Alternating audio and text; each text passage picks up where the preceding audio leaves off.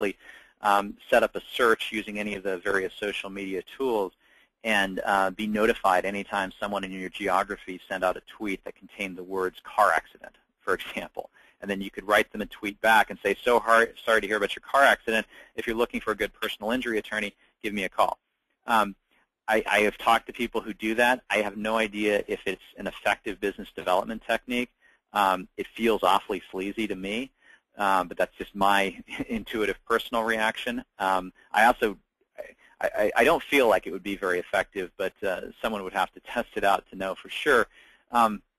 But that gets closer to that becomes a closer call about whether that is something that could potentially run afoul of the client solicitation rules.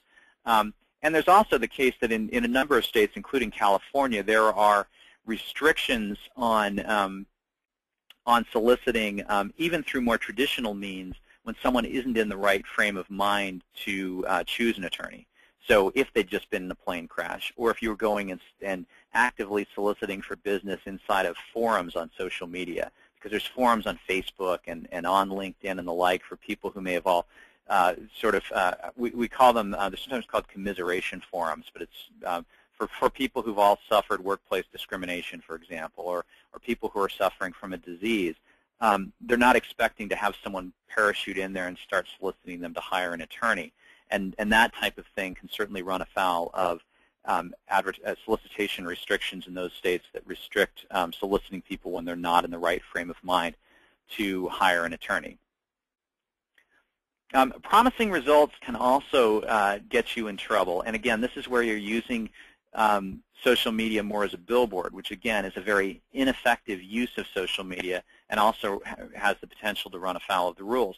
Because under the ABA model rules and virtually all state rules, there are either out-and-out restrictions on promising results or requirements that you provide a disclaimer or enough context that someone reading this can understand that not every case is the same.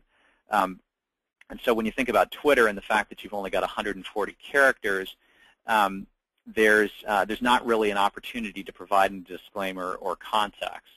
So, I mean, you look at some of these examples where people are just blasting out information about settlements. That's not engaging. It's just sort of putting stuff out as a billboard.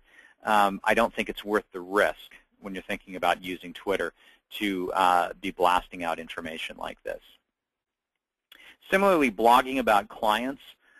This particular blog, This Week in Richmond Criminal Defense, Horace Hunter, an attorney in Richmond, Virginia, and this really, he's got this, what he calls a blog, but it's really closer to